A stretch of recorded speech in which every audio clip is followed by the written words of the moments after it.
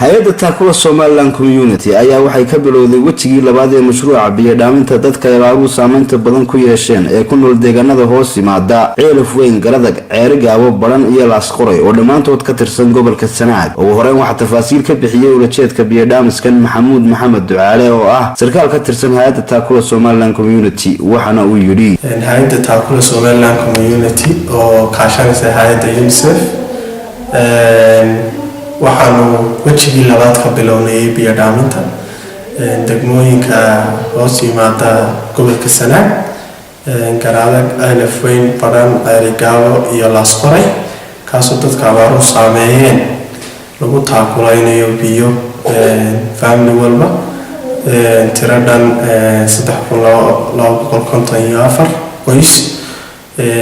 biliyo barkii hore waanu dhamaynay, biliyo barkii dambe oo ku eeg March dhamaadkeeda ayaanu bilownay.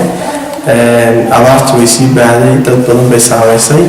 waxaan rajaynaynaa in hay'adaha kalena sida ugu soo gurmadaan wax biyo iyo raashin iyo wixii waxtaraba soo gaarsiiyaan gobolka Sanaag oo aad ay u sii baahday. dad badan baa xoolihii ka baxeen, dad badan baa cayroobay, dad badan baa IDP kaamiya samaysmay degmooyinka qaarkood oo aad u badan sida Garadag oo kale 3,000 oo qoys sheegeen oo soo barakacay oo xoolihii ka dhamaadeen. markaa waxaan halkan ka diraynaa faaqa ah in dadku soo taakulayeen dadkooda. geesta kale waxa iyaguna uga mahadnaqay hay'adda Taakula Somaliland Community biyo dhaamiskan ay soo gaarsiiyeen mas'uuliyiinta deegaanadaasi, waxaana yiraahdeen waxaan mahadcelinaynaa hay'adda si lacagtaas biyo dhaamiska UNICEF.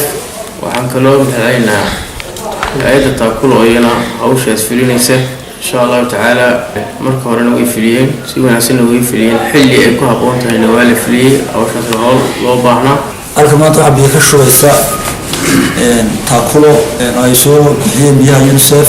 Taakula fulinayso ودوركي لبعض مناسبة ما أنت عامل قاعد وهي مشروع يدعم رئيس أوغارسيسي هيئة Taakula وكل يونيسف مشروع يدعمها هورنا وقصر ينمشي ولما تمر يستمرون. أنا كمل أنا هاي عشان نقول لك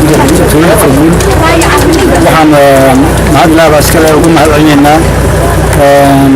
يونيسف وهيئة Taakula يونيسف قارسين وش اللي غادي بيها مشي لحن كويس بس أنا سي أنا ما بيها أنا بنبال أنا شيء لا هذا Taakula أنا فايز كلا بدي بيها ما تفوضه.